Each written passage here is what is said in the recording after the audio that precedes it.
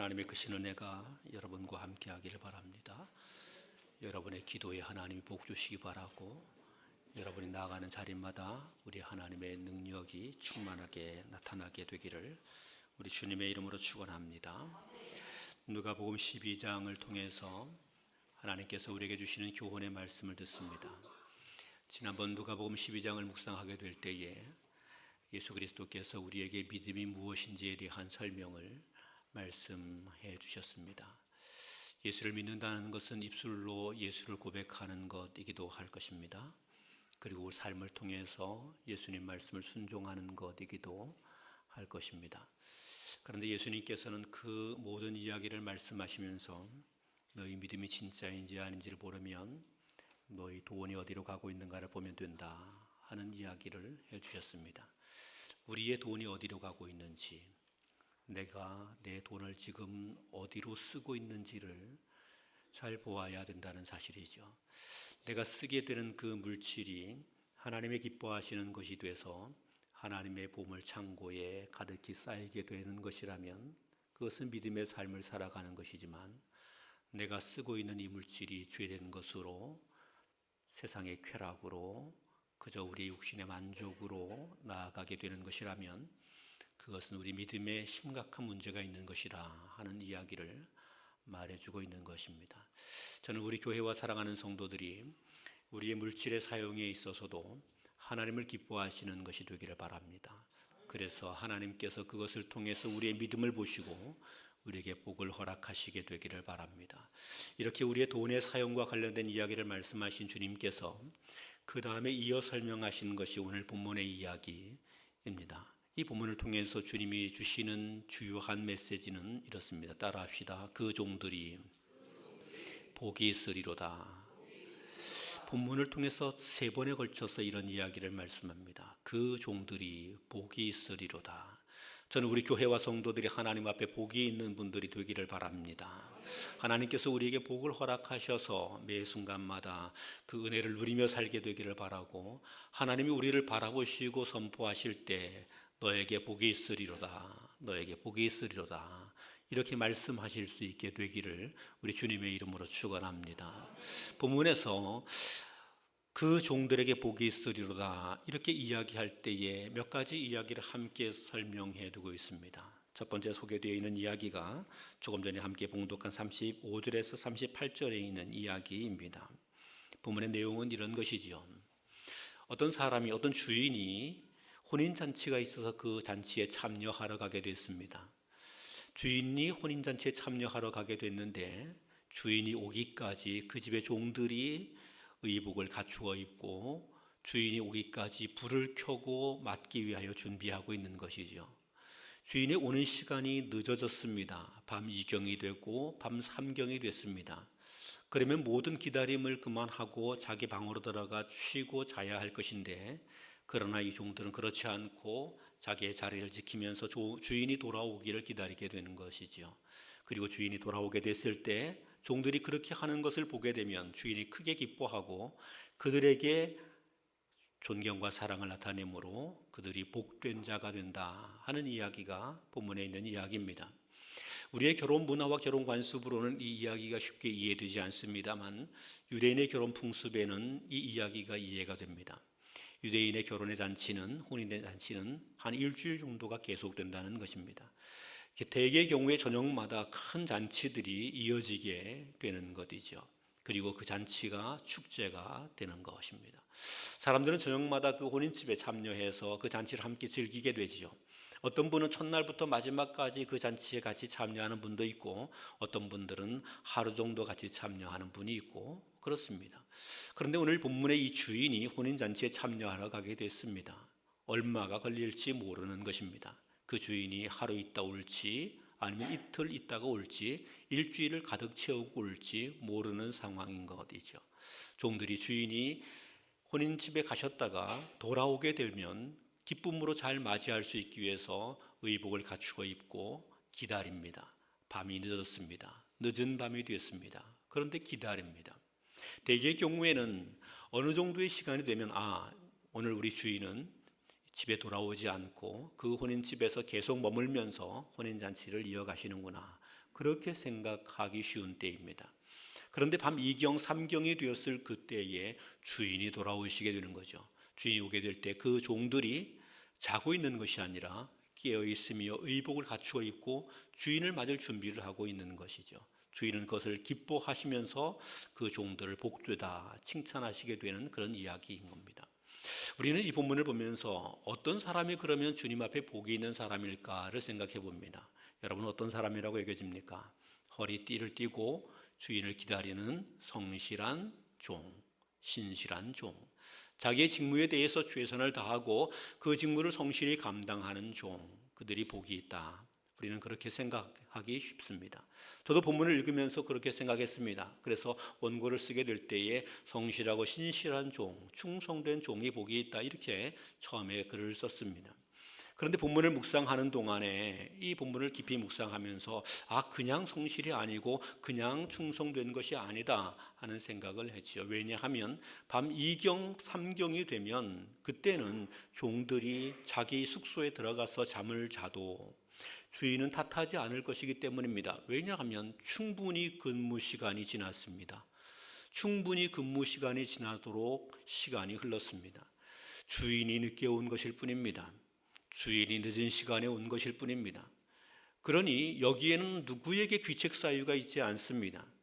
방에 들어가서 잠을 청하였다 그래서 그 종이 잘못됐다고 꾸지람을 들을 이유가 없는 것입니다. 왜냐하면 그 종이 근무해야 하는 시간을 충분히 지났기 때문에 그렇습니다. 그리고 혼인잔치가 계속되는 것, 6일, 7일 동안 계속되는 것이어서 일반적으로 밤 늦은 시간에 집으로 돌아오는 분들보다는 밤이 늦는 시간 되면 그 다음 혼인잔치에 참여하고 오게 된다고 일반적으로 생각하기 때문입니다. 그러니 종들의 성실성과는 상관이 없습니다. 여기에 중요하게 생각해야 되는 것이 바로 이것입니다. 왜 이 종들은 늦은 시간까지 주인을 기다리고 있었겠느냐 하는 것이죠. 왜 기다렸겠습니까? 저는 이 말씀을 묵상하면서 드는 생각이 이것입니다. 주인에 대한 사랑, 그분에 대한 존경 때문이다 하는 것이죠.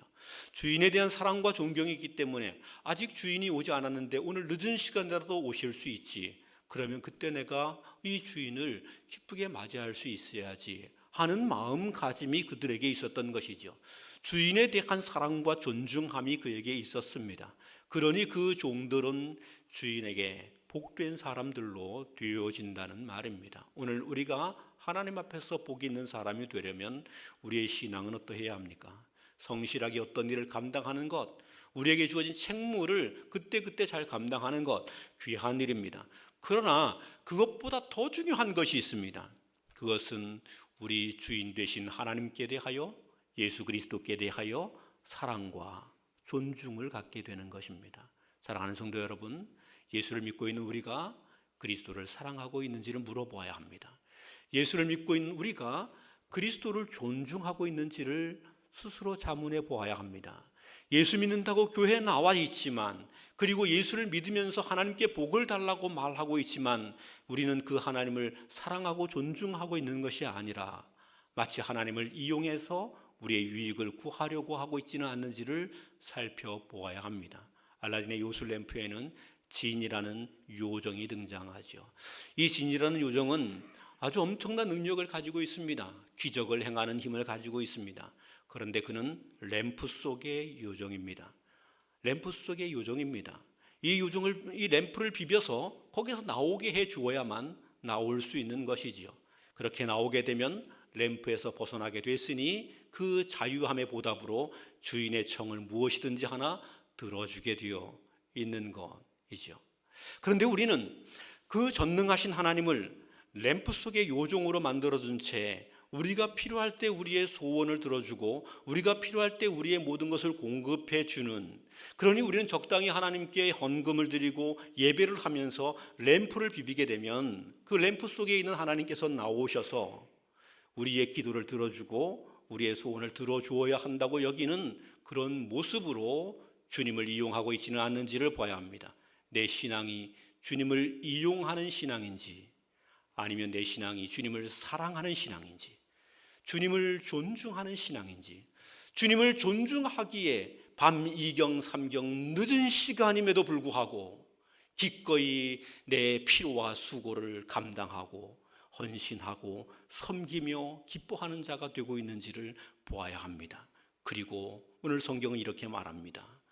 복이 있는 사람은 주인을 사랑하는 사람이다. 복이 있는 사람은 그리스도 예수를 존중하고 존경하는 사람이다. 저는 우리 교회와 사랑하는 성도들이 예수 그리스도를 깊이 사랑하고 하나님을 사랑하고 하나님을 존중하고 그리스도 예수를 존경할 수 있게 되기를 바랍니다. 이 믿음으로 하나님 앞에 복이 있는 사람들 되기를 우리 주님의 이름으로 축원합니다. 본문은 이렇게 혼인집에 대한 이야기를 말하고 난 이후에 또 다른 이야기를 소개해 주고 있습니다. 39절과 40절 말씀은 같이 한번 읽도록 하겠습니다. 39절과 40절 시작. 너희도 아는 바니 집주인이 만일 도둑이 어느 때에 이를 줄을 알았더라면 그 집을 뚫지 못하게 하였으리라. 그러므로 너희도 준비하고 있으라. 생각하지 않은 때에 인자가 오리라. 아멘. 여기 부분의 이야기는 조금 전의 이야기와는 비슷하면서 다릅니다. 주인이 늦은 시간에 오게 될 때에 그 주인을 사랑과 존경으로 기다리게 됐던 종들에 대한 이야기, 혼인잔치 그 즐거운 잔치에 갔다가 집으로 돌아오게 되는 주인을 기쁨으로 영접하기 위하여서 기다렸던 종들에 대한 이야기가 조금 전의 이야기면, 지금 소개되어 있는 이야기는 도둑놈이 쳐들어오게 될 때를 말합니다. 주인이 오는 것이 아니죠. 도둑이 쳐들어오는 겁니다. 도둑이 쳐들어올 때는 어떻게 해야 합니까? 도둑이 오게 될 땐 잘 막아야죠. 도둑이 못 들어오게 해야 되죠. 도둑이 들어올 만한 빈틈이 없게 해야 하는 것이죠. 경비를 철저히 해야 되고, 또 도둑이 몰래 들어올 수 있는 그런 어떤 자리가 있으면 그것을 잘 막아두어야 하는 것이죠. 그런데 성경은 이렇게 말합니다. 도둑도 언제 올지 모른다는 거예요. 도둑도 언제 올지 모르기 때문에 그 도둑에 대하여 언제나 잘 방비되어 있어야 그 집이 복된 집이 될 수 있다, 이렇게 말하죠. 그러면서 이 이야기를 통해서 예수 그리스도의 오심에 대한 이야기를 말합니다. 그리스도의 오심이라는 것이 한편으로는 잔치집에서 돌아오게 되는 주인과 같은 모습이기도 하지만, 한편으로는 우리의 삶에 대하여 엄청난 핵폭탄과 같은 고난과 심판을 가져오는 것이기도 하다 하는 이야기입니다. 우리의 삶을 송두리째 깨뜨려 버리는 것이기도 하다 하는 말씀을 합니다. 사랑하는 성도 여러분, 기억해야 합니다. 예수 그리스도의 오심이 어떤 분에게는 복이 되기도 합니다. 그런데 예수 그리스도의 오심은 어떤 분들에게는 무서운 심판이 되기도 합니다. 도둑이 찾아와서 약탈해 가는 것처럼 모든 것을 송두리째 빼앗아가는 것이 되기도 한다는 사실입니다. 그래서 우리는 이 예수 그리스도의 오심에 대하여 주의하고 주목해서 하나님 앞에 복된 은혜가 빼앗겨지지 않도록 하는 일을 잘 감당하고, 그때에 잘 방비되어 있어서 복된 자가 될 수 있어야 합니다. 성탄이 다가오니 내 생각이 납니다. 제가 군 생활하게 될 때에 성탄절을 코앞에 둔 때가 있었습니다. 성탄절은 다가오는데 군대에 매여 있는 것이죠. 휴가를 다녀온 지는 얼마 되지 않았습니다. 10월 달에 휴가를 다녀왔습니다. 그런데 포상휴가로 11월 달에 또 휴가를 갔다 왔습니다. 그러니 12월 달에 집에 나가는 것은 불가능한 것입니다. 요즘 같은 군대면 가능하겠지만 예전에는 그런 것 자체를 상상도 할 수 없는 일이죠. 성탄절 전, 바로 직전 수요일이었습니다. 수요일은 대개 군인들에게는 정신교육 시간, 그래서 오전에 정신교육을 하고 있었죠. 이 정신교육 시간에는 정신 바짝 차리고 교육받는 시간이 아니라 앞에 있는 분은 뭐라고 떠들고 뒤에는 다 웬만하면 침상에 머리 쳐박고 있는 시간이죠. 대개는 졸고 있거나 딴짓하고 있는 시간입니다. 그런데 그 정신교육 시간에 갑자기 내부만 문이 벌컥 열리는 것입니다. 내부만 문이 벌컥 열리더니 앞에 별이 2개가 보이는 것이었습니다. 그냥 말똥 2개도 아니고, 말똥 2개는 대대장이고요, 바풀떼기 2개도 아니고 별이 2개가 보이는 것입니다. 사단장이 뜬 것이죠. 아무런 소식도 없이 아무런 연락도 없이 사단장이 떴습니다. 사단장이 그 지역을 지나가다가 우리 연대 부대가 있으니까 그냥 연대로 쑥 들어온 것입니다. 그냥 사단장 차가 보이니 연대 위병소에 있던 친구들이 그걸 어떻게 막습니까? 무조건 충성하고, 그리고 사단장 차가 들어가죠. 사단장 차가 들어갔는데 어디로 갔는지 알 수 없는 것이었습니다. 그런데 그분 차가 들어오자마자 제일 먼저 그냥 바로 들어오자마자 내려서 제일 앞에 보이는 내무반에 무조건 문 열고 들어온 것입니다. 아니, 미리 온다고 얘기했으면 청소도 좀 해놓고, 온다고 얘기했으면 옷도 좀 빳빳하게 다려놓고, 오늘 정신교육 시간이니까 온다고 얘기했으면 앞에 좀 똘똘한 애들을 쫙 세워놓고, 그리고 미리 대답할 것도 막 훈련도 해놓고 그랬을 것 아닙니까? 그런데 갑자기 사단장이 문을 벌컥 열고 들어온 겁니다. 앞에서 강의를 진행하고 있던 장교는 사단장이 딱 들어오니까 갑자기 얼었습니다. 일단 사단장이 보였으니까 경례는 했는데 그 다음에 말도 못하고 지금 바짝 얼었습니다. 그리고 모든 사병들이 다 얼었습니다. 야, 큰일 났다. 갑자기 사단장이 들어왔으니 전부 다 죽을 맛이었던 것이죠. 사단장이 앞에 올라섰습니다.